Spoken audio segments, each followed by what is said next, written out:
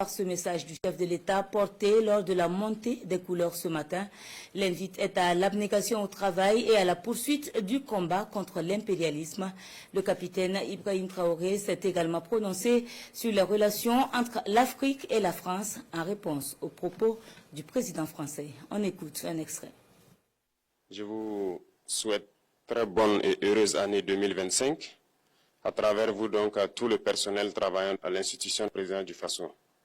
Je souhaite que 2025 soit une année pleine de santé pour vous, votre famille et vos proches, pour que vous puissiez donner le maximum de vous-même dans le travail pour le bonheur de notre peuple.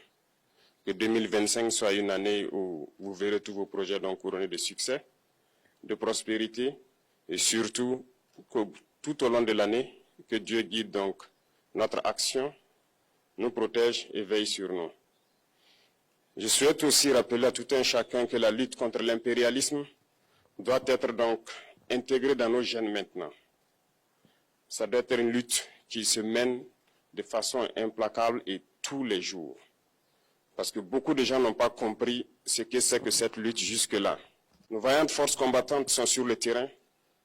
Ils mènent le combat contre les valets manipulés, ces criminels qui écument nos campagnes tous les jours et tiennent bon pour amener la paix dans notre cher Faso. Autant ils le font, nos masses populaires laborieuses, que sont les agriculteurs, les éleveurs, se battent aussi également pour qu'on puisse atteindre l'autosuffisance alimentaire à travers donc l'accompagnement de tous les techniciens du ministère de l'Agriculture. C'est très important. Et autant qu'eux aussi se battent dans l'administration, nous devrons nous battre pour changer de mentalité. Cette décolonisation mentale, c'est la partie la plus difficile. Et c'est pour ça que nous tenons à vous rappeler constamment qu'il faut changer de mentalité, revenir à nos sources et nous battre. Et c'est ça aussi le combat contre l'impérialisme. Toutes les occasions nous sont offertes pour pouvoir comprendre l'impérialisme, ses manifestations. Quand je prends dernièrement les propos d'Emmanuel Macron sur l'Afrique, eh bien, tout Africain conscient devrait donc comprendre très vite tout ce qu'il a pu nous dire et qu'est-ce que ça signifie. Le général Tiani a dit il n'y a pas longtemps du changement donc de tactique ou de stratégie des forces françaises en Afrique, et je pense qu'il est venu le confirmer. Il s'agit de dissoudre et de garder un dispositif socle. Et Emmanuel Macron l'a si bien dit qu'on ne peut que le remercier pour cette sincérité, même si certains ont voulu mettre la poudre aux yeux de leur population, mais la réalité finit par rattraper aussi. Ils ne partiront pas de certains pays, ils ont juste dissous le dispositif. Vous ne les verrez plus dans des bases, mais dans les ambassades, ils seront là. Ils vont constituer des sociétés de sécurité pour sécuriser leurs sociétés qui existent dans ces pays-là. Mais les soldats seront là, mais vous ne les verrez plus en tenue ou rassemblés dans des bases. C'est tout ce que ça veut dire. Ils vont se réorganiser, mais seront là. Il a parlé de politesse vis-à-vis de certains chefs d'État en leur donnant la primauté d'annoncer donc la rupture ou le départ des forces françaises.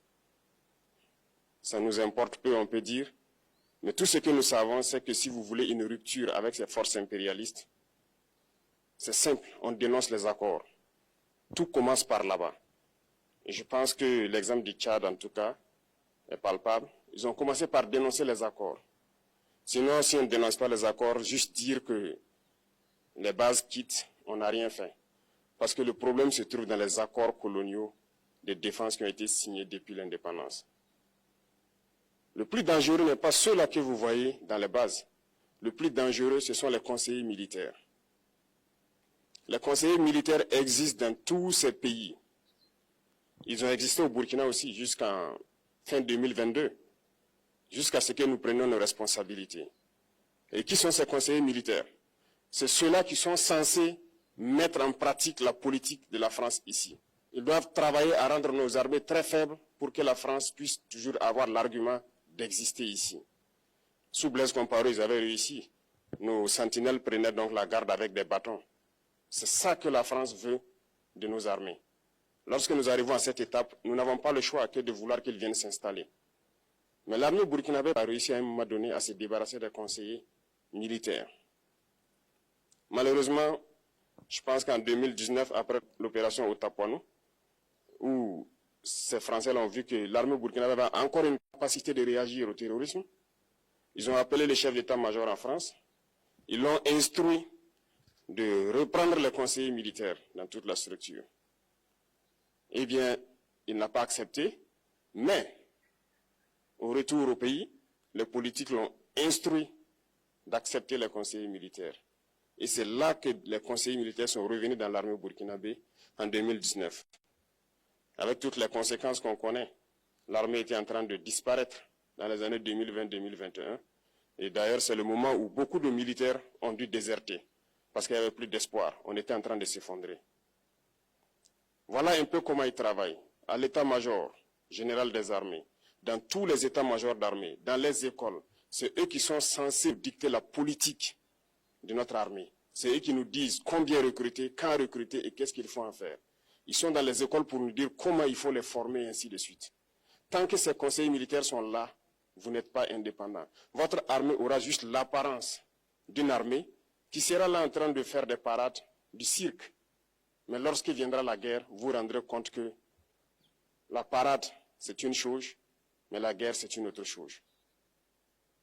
Il faut rompre les accords. C'est la seule façon d'avoir une armée indépendante et se construire, être fort. Mais beaucoup de gens ne le comprennent pas peut-être. Et même avec ces accords, la France choisit dans nos États des élèves officiers pour aller les former. C'est à travers ces mêmes accords. Mais en réalité, ces officiers qui partent se former pour la plupart, pour la France, ils viennent pour servir l'État français dans leur pays. Ils ne viennent pas pour servir nos pays. Ils les forment pour qu'ils viennent servir les intérêts de l'État français. J'en veux pour preuve. Lorsque nous nous sommes révoltés, beaucoup d'officiers au Burkina qui ont été formés en France ont été immédiatement contactés pour leur dire que c'est le moment de se mettre en action parce que vous avez été formés pour ça, pour servir les intérêts de la France. La plupart de ces officiers nous ont rendu compte, nous avons pris acte et nous continuons de suivre.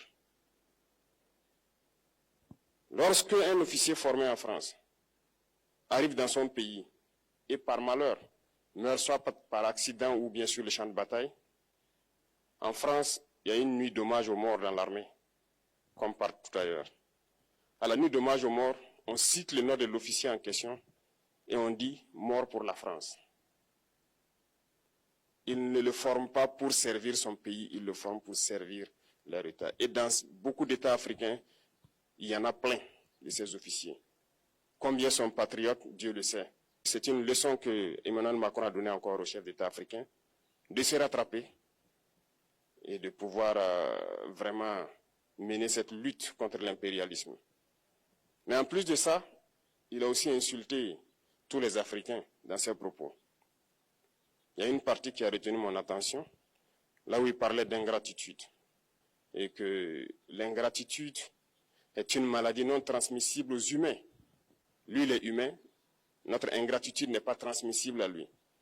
Voilà comment ce monsieur voit l'Afrique, voit les Africains. Nous ne sommes pas des humains à ses yeux.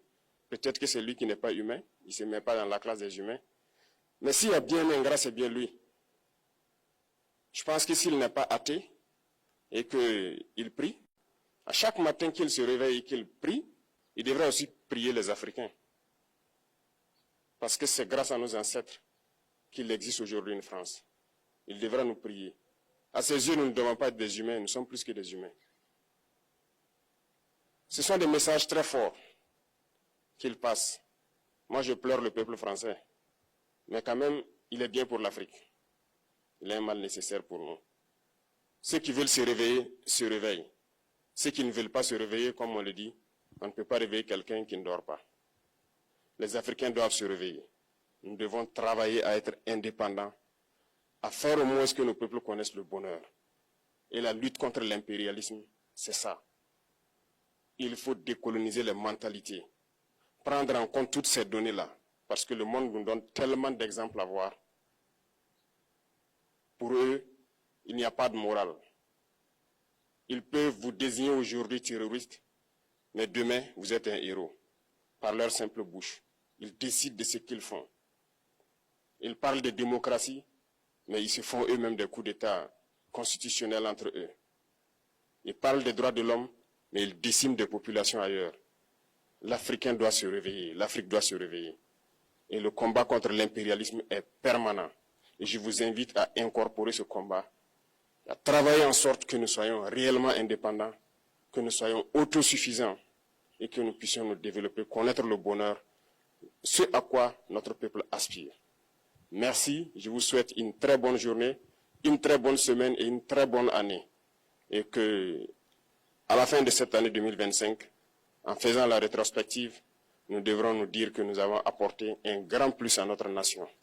Merci beaucoup à tous, que Dieu vous bénisse et que Dieu protège notre chère patrie. La patrie ou la mort, nous vaincrons.